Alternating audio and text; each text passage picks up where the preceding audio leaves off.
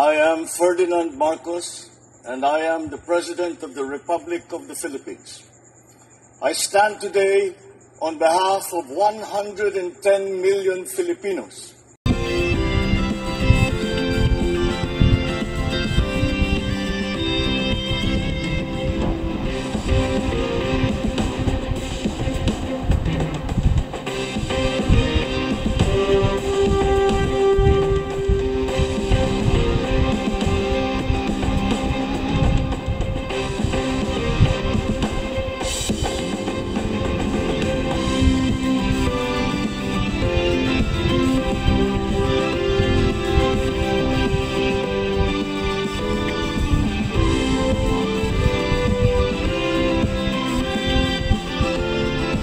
Hi everyone! Shoutout sa inyo mga kababayan. Today is Sunday. Happy blessed Sunday sa lahat ng Marcos Loyalist supporters, Filipino and OFW.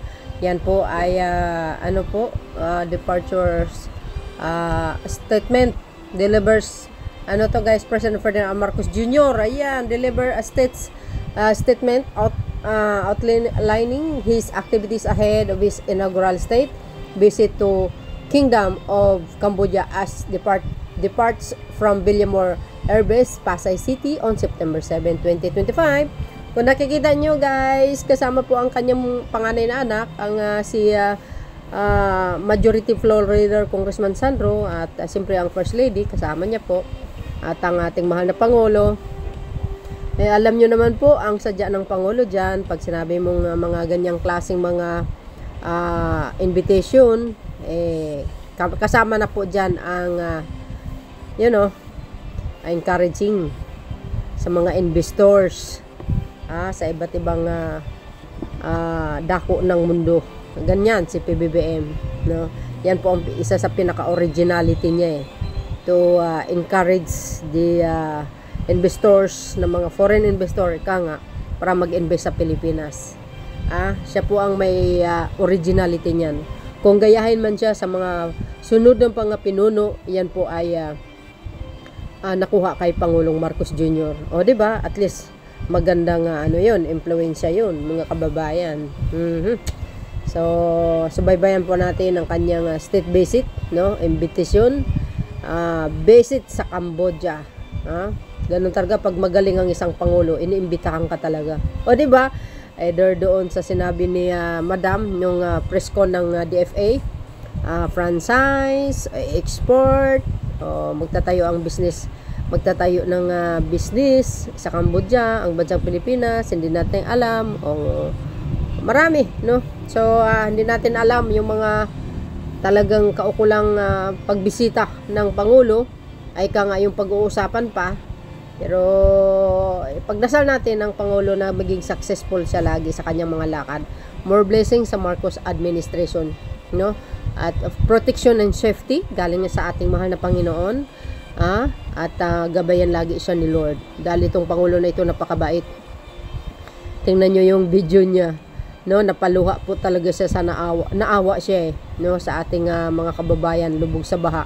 Isa sa mga dahilan kung bakit napaluha siya, na supposed to be na hindi po maranasan ng ating mga ibang kababayan kung maganda sana ang mga flood control na ginawa. His Excellency Ferdinand R. Marcos Jr. and First Lady Luis Araneta Marcos.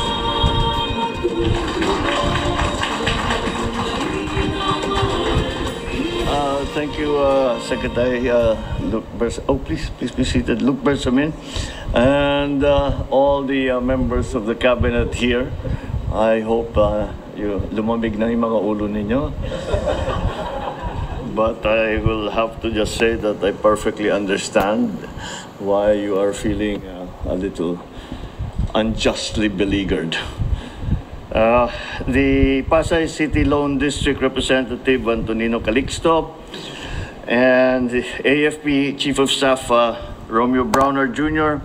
and the major service commanders, Acting PNP Chief Police Lieutenant General Jose Melencio Nartates Jr., Philippine Coast Guard Commandant Admiral Ronnie Hill Gavan, Pasay City Mayor Imelda Calixto Rubiano, and of course our First Lady Lisa Araneta Marcos, friends in the media, ladies and gentlemen, good afternoon.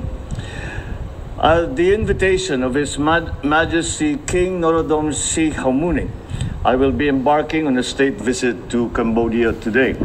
This visit builds on Prime Minister Han Manet's visit to Manila in February earlier this year.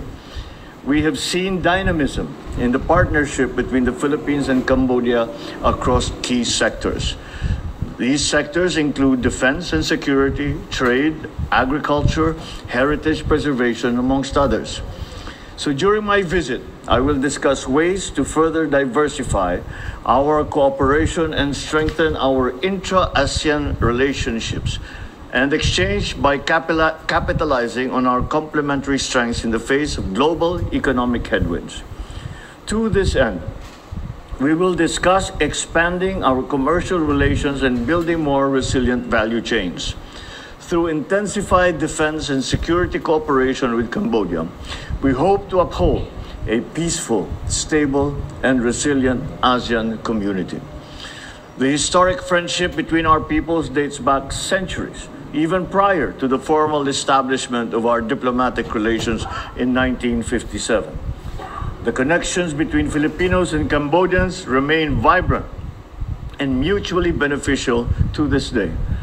In the Kingdom of Wonder, that is Cambodia, we have around 7,500 Filipinos that are there on the spirit of friendship and camaraderie from the Pearl of the Orient and contribute meaningfully to the growth and development of Cambodian society.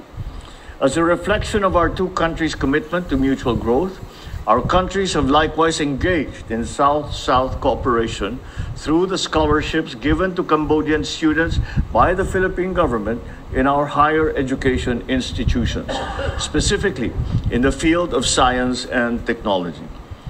The Philippines has been a resolute partner of Cambodia in addressing both traditional and non-traditional security challenges confronting our region, such as transnational crimes.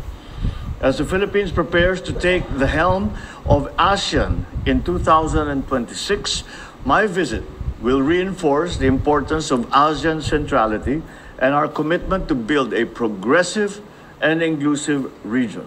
I look forward to all of these very productive meetings that we have scheduled, and I am sure that we will find many ways that will be that we can develop to be beneficial to both our countries, Cambodia and the Philippines. Maraming salamat po. Magandang hapon sa inyo lahat. Siyempre, ang Pangulo, laging ano yan eh. Laging, tawag dito, laging, yung mga style niya ba? Yung pag nagpunta sa alam nyo naman ang Pangulo, pag pumunta sa ibang bansa, hindi nawawala yung roundtable meeting, with the famous business leaders para mag-encourage ng mga businessman, mag-invest sa Pilipinas. Yan, isa sa mga sadya ng Pangulo yan. Bukod pa doon sa mga importanteng mga bagay. Siya lang po ang tanging bukod ang mayroong ganyang klaseng skills. Diba? Hindi nawawala po yan. Kahit saan sa sulok ng mundo, laging may roundtable meeting. Isa lang yun. Ang ibig sabihin nun, encouraging the foreign investor para mag-invest sa Pilipinas. Ang galing kaya nitong itong Pangulo na ito makipag-dealing, no? Makipag-usap, grabe. Galing talaga. Maiinganyo ka mag-invest talaga sa Pilipinas pag si PBBM ang kausap mo. Sabi ko nga, siya lang mayroong ganyan. At the best naman talaga siya bilang Pangulo ng Pilipinas. Sa totoo lang. Kasama ang First Lady.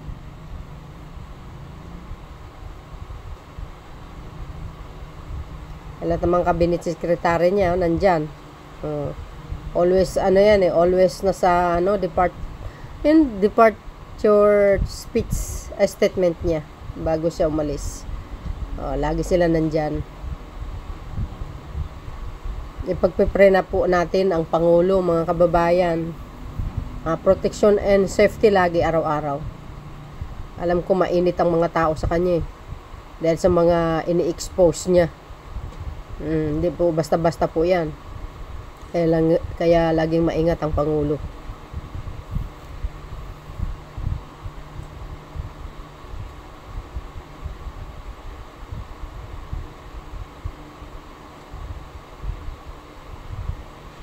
In fairness naman, maasahan yung mga sekretary niya. Tanging bukod siguro yung iba, no? Tulad ni DPWH Secretary Bonoan, talagang naalis sa pwesto. Talagang ganun eh. Grabe kasi yung talamak kasing korupsyon sa DPWH. Sabi nga natin, dekada na po yun, mga kababayan. Super talamak talaga. At least sa kanya natin nakita, no, ang mga anomalya in the past. Kumbaga minanan niya po lahat yun eh. Siya po ang maglilinis, tapos yung mga anti-Marcos sasabihin, BBM resign, hindi kayo naloka. Kung sino pa yung matapang na pangulo na nagbunyag sa korupsyon, sasabihin mo resign, hindi kayo siraulo ba naman? Kung kailan na uumpisahin niya lilinisin, sasabihin nyo, resign. Mga siraulo talaga itong mga anti-Marcos na ito. Sino ipapalit nyo? Yung magnanakaw. Tsaka yung mamatay tao. Ano mangyayari sa Pilipinas? Sige nga. Wala babalik lahat ng mga illegal gambling sa Pilipinas. Pati yung mga chihuahua, babalik dito yan.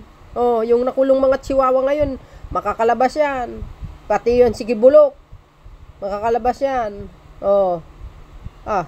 Pag ganyan ang mangyayari sa bansang ito, pag yan si Piatos ang nakaupo, ganyan ang mangyayari sa bansa, siguradong matutulad yan sa Indonesia.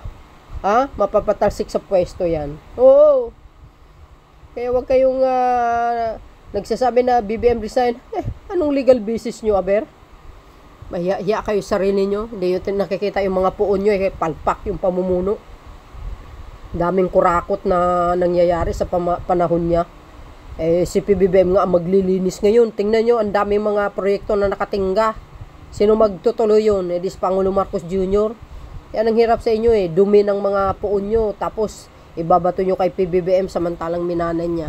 Nasabi ko yan kasi grabe sa social media. Lalo nito si yung bakla na humba. Aba? Sabi niya mag-aalsa daw. Di mag-aalsa ka sa sarili mo. Lumayas ka. Di ba? Huwag na kayo babalik sa Pilipinas. Pati yan si Sara Duterte. Tsaka magkapatid na Duterte dapat hindi na bumalik sa Pilipinas. Doon na lang tumira kung saan-saan na. Kasi sila lang nanggugulo sa totoo lang. So yun mga kababayan, nakikita yung Pangulo. Ayan. Hinatid ni EFP Chief Browner. Yan. Si ES Barsamin. Ayan. Ayan, good luck Mr. President. Ayan. So yun mga beswa. Ayan po. Umalis na po ang Pangulo. Yung kanyang pagpunta, importante po yan. Hindi po panglakwatsa. Very meaningful yan. Ay mayroong mga benefits na makukuha yung kanyang mga visit sa ibang bansa. So yun guys, maraming salamat sa watching. See you again when next upload. Bye. And babus. God bless Philippines.